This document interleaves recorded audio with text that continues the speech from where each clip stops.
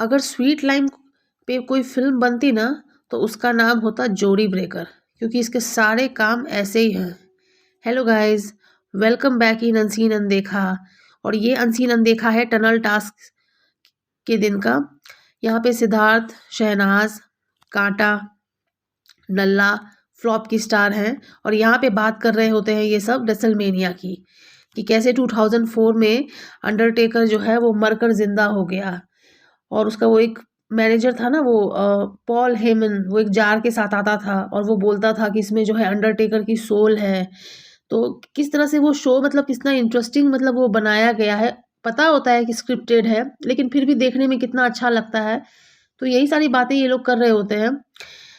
लेकिन इसमें जो सबसे इम्पोर्टेंट चीज़ हुई वो ये कि स्वीट लाइम जो है वो बाहर से अंदर आती है और उसके हाथ में आई थिंक वो कोई मेकअप का कोई सामान है या टिश्यू बॉक्स है, पता नहीं क्या है, वो लेकर बेशर्मों की तरह सिद्धार्थ और शहनाज के बीच में घुस जाती है। और जब वो घुस रही होती है उन दोनों के बीच, उसी समय कैमरामैन को पता नहीं क्या हो जाता है, वो कैमरा हटा देता है, कैमरे का फोकस ही हटा देता है। अब पता नहीं वहां पर क्या हुआ, वो बीच में घुसकर अच्छे से एडजस्ट हो गई। और वो जैसे ही बैठती है और वो बोलती है कि हम ना 1 डेढ़ महीना ऐसे ही रहे और ये हमारे ऊपर, वो शायद वो जो उसके हाथ में बॉक्स होता है या क्या है वो मुझे ठीक से समझ नहीं आ रहा, उसके बारे में बोल रही होती है और वो बेशर्मों की तरह बीच में घुस जाती है। उफ।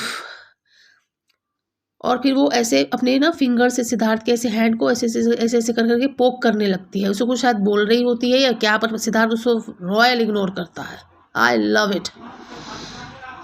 उसके बाद सिद्धार्थ जो है ना वो बाकी सब कंटेस्टेंट के साथ बातों में ऐसे बिजी हो जाता है, वो बातें करने लगता है, वही उसी गेम की बातें करने लगता है। और ये जस्ट बीच में बेशर्मों की तरह घुस गई है। यार एक तो मुझे समझ ही नहीं आता इसको प्रॉब्लम क्या है, कितने सारे बेड है, इनको इसको सिडनास के बेड में ही क्यों घुसना होता है।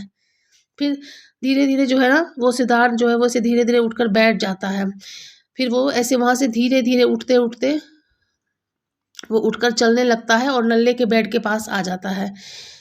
उफ। थैंक गॉड, सिद्धार्थ ने बहुत स्मार्टली इस सिचुएशन को हैंडल किया, बहुत अच्छा लगा मुझे। ये वही फिर से वही काम कर रही है जो ये पहले करती थी। इसने देख लिया कि सिद्धार्थ और शहनाज का पैचअप हो गया, तो अब इस वापस से वो उसी काम में लग गई है। वरना यहाँ इसके आने का कोई तर्क ही नहीं था। चलो आई तो आई, बीच में क्यों घुस गई बहन, साइड में बैठो ना। ओ गॉड, इसको तो ना इसकी पता है क्या है सिचुएशन, कि ना ना कुछ रहा जाता है ना सहा जाता है, ओह, और ना कुछ कहा जाता है। इसके साथ कुछ ऐसा ही सिचुएशन है। और फिर ये डिग्निटी की बातें करती है। बिल क्या बोल, मेरा तो मूड ऑफ हो जाता है इसको देखकर। ये जैसी है नहीं, जैसी नहीं, ये एक्चुअली वैसी है। इसकी फैमिली भी इसी के जैसी है, तभी तो ये अंदर खेल रही थी, वो लोग बाहर खेल रहे थे।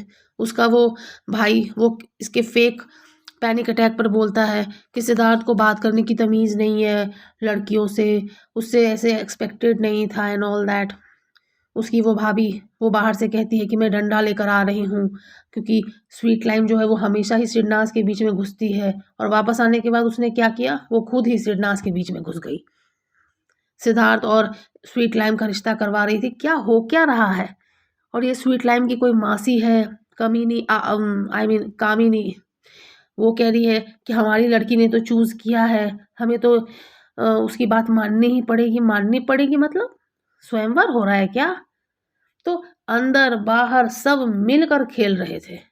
मेरा ना ऑनेस्टली अब मेरा मन नहीं करता है डिकोड करने का, ना देखने का। आज भी मेरी एनर्जी बहुत लो है और मेरा बिल्कुल मन नहीं था, बट स्टिल मैंने सोचा कि चल एक वीडियो बना लेते हैं। और इसको देखो, ये अपनी आदत से बाज ही नहीं आती, इसको देख के इसे मेरा मूड खराब हो जाता है।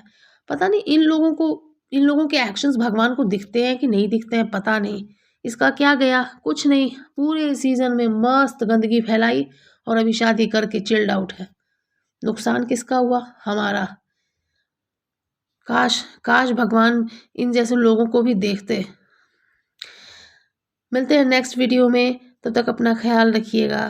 Thank you so much.